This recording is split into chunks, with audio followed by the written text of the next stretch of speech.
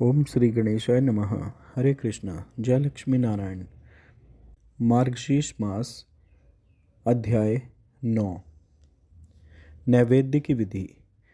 श्री ब्रह्मा जी ने कहा, हे प्रभु, नैवेद्य भोजन अर्पण की विधि मुझे बताइए। कितने प्रकार के पके हुए भोजन की इच्छा होती है तथा उसके साथ क्या क्या व्यंजन आदि होते हैं, यह पूर्ण रूप से बताइए।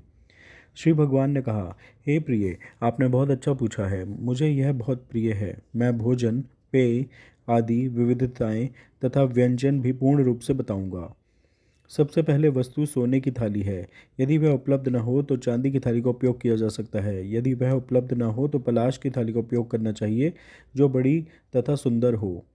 हे निष्पाप, बर्तन में सैकड़ों ककोले बनाकर चारों ओर रखना चाहिए। उसके बीच में व्यंजन रखना चाहिए।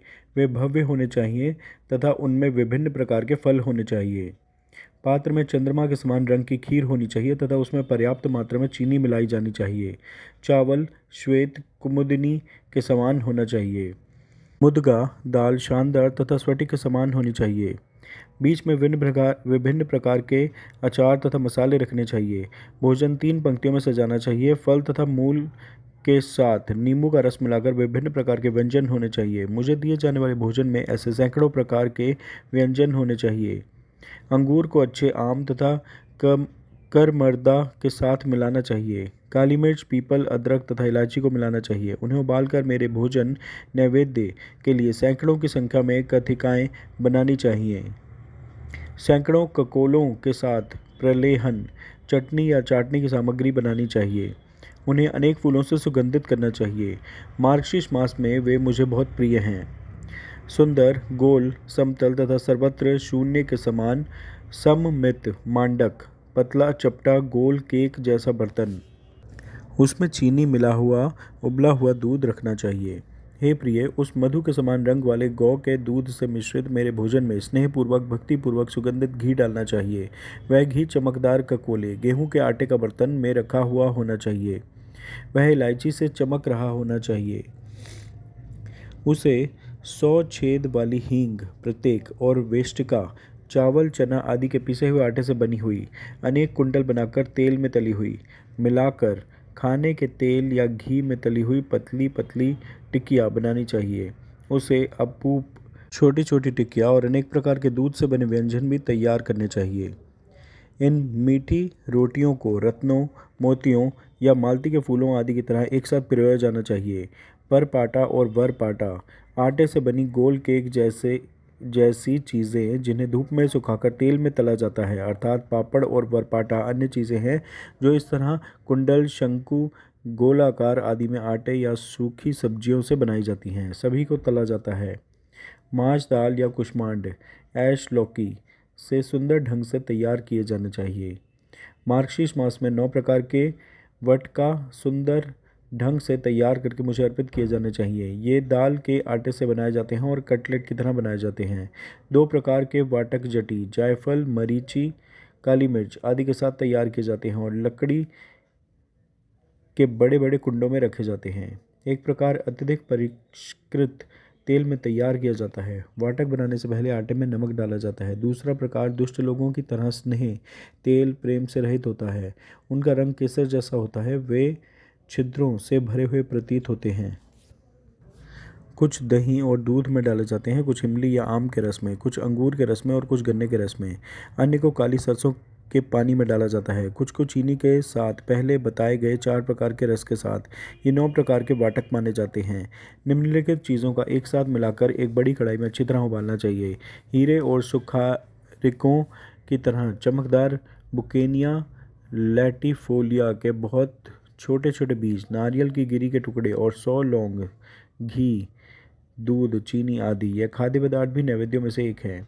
चमकदार चिकनी फेनिकास गेहूं के आटे से बनी मिठाई जो कुंडल कुंडल के रूप में घी में तली जाती है होनी चाहिए। इन फेनिकास को गहरे रंग के क्रिस रस, सफ़ेद तिल के बीजों से बनी मीठी गेंदे के साथ परोसा जाना चाहिए। इलायची और कपूर के साथ पोलिकास पापड़ जैसी तली हुई टिकिया को पराकिकास बड़ी गोलाकार कढ़ाई में पकाना यानी तलना चाहिए। मोदक मिठाइयों की एक किस्म को कैरा बीज, बुकानानिया लैटिफोलिया के बीज से बनाना चाहिए। अन्य को चीनी के साथ बनाना चाहिए और दूध में भिगोना चाहिए। अन्य किस्मों को नारियल के फलों यानी गिरी के साथ और कुछ को पेड़ों के रस से बनाना चाहिए। अन्य मिठाइयाँ बादाम के बीजों से और शानदार मिठाइयाँ तिल और जीरे के बीजों से बनानी चाहिए। ये मिठाइयाँ और अन्य मिठाइयाँ जिनका यह उल्लेख नहीं किया गया है मुझे प्रसन्न करने के लिए बनाई जानी चाहिए। मार्गशीर्ष मास में मुझे प्रसन्न करने के लिए निम्नलिखित फलों का अचार आदि बनाना चाहिए। नीचे वर्णित फलों को अलग अलग या 2, 3 या 4 के समूह में मिश्रित अचार के रूप में इस्तेमाल किया जा सकता है। मोकनी की कंद मूल एक प्रकार का पौधा जो बवासीर को ठीक करता है। अदरक, करमर्दक, संतरा, इमली, कंकोला, दशहर, त्रिपुरा रीजा उस शहर से उत्पन्न। शानदार नींबू फल, कमल की डंठल, टिंडू फल, लौंग, तिलक, बिल्व, ल्यूटी, वलकला, वंशकरीरा, कायफल, बाला, अंगूर फल, आम फल, सुंदर कंटकिनी फल, धात्री फल, इमली का फल और अम्बदव फल, केला, लंबी काली मिर्च और मिर्च। इन्हें शुद्ध सरसों के तेल में भिगोना चाहिए और स्वाद के लिए नमक डालना चाहिए। उन्हें सरसों के साथ मसालेदार बनाना चाहिए। उन्हें उपयोग करने से पहले मिट्टी के बर्तन में रखना चाहिए और 3 साल तक रखना चाहिए। सम्मान के दाता ऐसे अचार मुझे मार्गशीर्ष के महीने में अर्पित करने चाहिए। वे मुझे प्रसन्न करते हैं। यदि भक्त इन सभी खाद्य पदार्थों को अर्पित करने में असमर्थ है तो उसे निम्नलिखित करना चाहिए। मैं इसे संक्षेप में बताऊंगा। जो भक्त 1 लड्डू, 1 पूरी, 2 फेना, 3 कोकरस, 16 मांडक और 8 वाटिकाएं चढ़ाता है वह कभी नरक नहीं देखता।